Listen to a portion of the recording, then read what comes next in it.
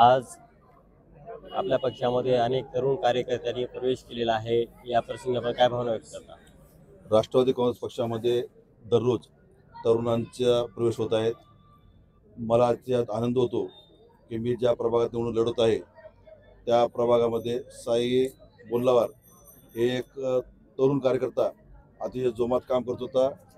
तो भारतीय जनता पक्षातून निवडून लढवणार होता, परंतु आमच्या विनंतीला मान देऊन त्या निवडणूक रिंगणातून माघार घेऊन आमच्यामध्ये प्रवेश केलेला आहे। मी त्या सर्वांचा मनपूर्वक आभार व्यक्त करतो आणि या निवडणुकीमध्ये राष्ट्रवादी काँग्रेस पक्ष या प्रभागात 100% निवडून येईल अशी ग्वाही देतो।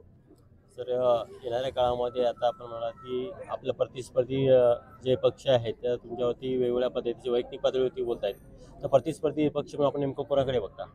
मी निवडणुकीला विकासाचा मुद्दा केंद्रित करून आम्ही निवडून लढत आहोत। शहराच्या विकासाबद्दल त्यांनी बोलावं। व्यक्तिगत जर आम्ही बोललो तर त्यांना पळते गोष्ट थोडी होईल। आम्हाला व्यक्तिगत गोष्टीवर जायचं नाही। मी अनेक वर्षांसोबत काम केलेलं आहे, त्यामुळे त्यांनी व्यक्तिशः बोलू नये। ही निवडणूक विकासाच्या बाबतीत लढवावी। त्यांनी 20-25 वर्षात काय काम केलं ते दाखवावं। आम्ही 10 वर्षात काय काम केलं ते दाखवू आणि पुढे आमचं विजन काय आहे ते आम्ही त्यांना सांगू, परंतु व्यक्तिगत गोष्टी बोलणं हे आपल्या देवरूपची संस्कृती नाही। या पक्ष प्रवेशामुळे येणाऱ्या काळामध्ये आपण कसं पाहता? आता आपण पाहिलं की ते तरुण आले होते आणि उत्साहामध्ये आले होते। आज सकाळपासून अनेक तरुणांच्या घरी फोन करून त्यांना घरात डांबून ठेवण्यात आले। जे तरुण आलेत त्यानंतर अनेक जण अजून मधून येणार आहेत।